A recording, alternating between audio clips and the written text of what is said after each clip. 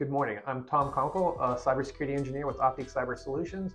And Optic Cyber Solutions is a registered practitioner organization, or an RPO, within the CMMC ecosystem. As such, we help organizations prepare for improving their cybersecurity program, as well as being ready for CMMC assessments. So we want to continue our series on maturity level 1 practices today. And today I have Mike Green once again joining me. So welcome, Mike. Thanks. Good to be with you, Tom. Excellent. So with that, we're going to step into the physical realm, if you were, today. And we're going to talk about limiting physical access. So today's practice is specifically to limit physical access to organizational information systems equipment in the respective operating environments to authorized individuals. So what does that mean, Mike? A lot of words there. So physical access, essentially what we're looking for is the restriction of access to, it's usually a facility. So you may have authorized devices within a facility. It could be network equipment, multifunction devices, printers, things like that. You want to make sure you have identified or authorized individuals. So it could be via, key card, badge-in, visitor sign-in, or sign-in sheet. Essentially, you want to make sure that the folks who are actually accessing systems that we've authorized have that authority and granted access as appropriate.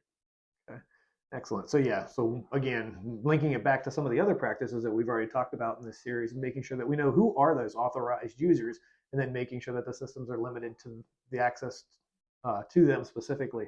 So I guess what are some of the considerations, the different types of organizations that you've worked with, that you've helped them identify how they can implement this practice?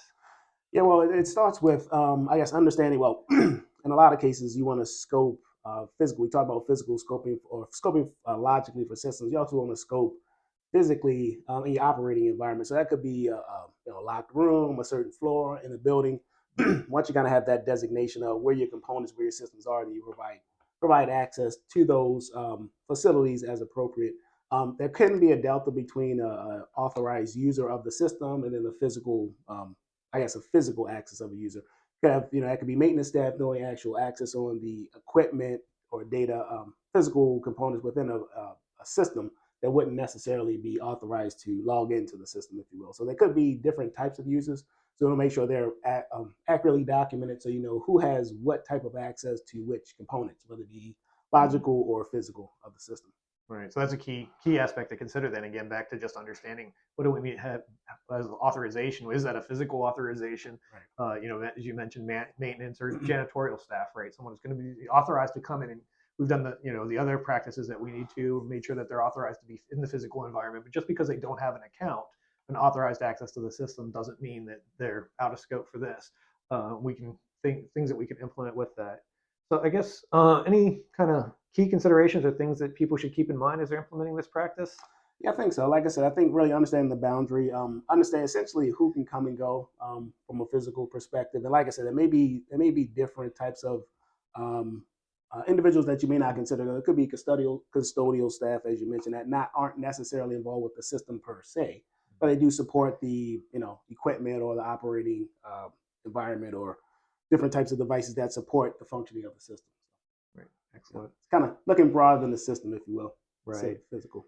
I think one of the interesting things about this assessment, or this practice, is during an assessment, it's kind of an ongoing assessment the whole time that the assessment team is on site doing it, right? This isn't a practice that can typically be assessed remotely, right? While they're on site, though, they have the opportunity to see how are you controlling that physical access while they're there as well.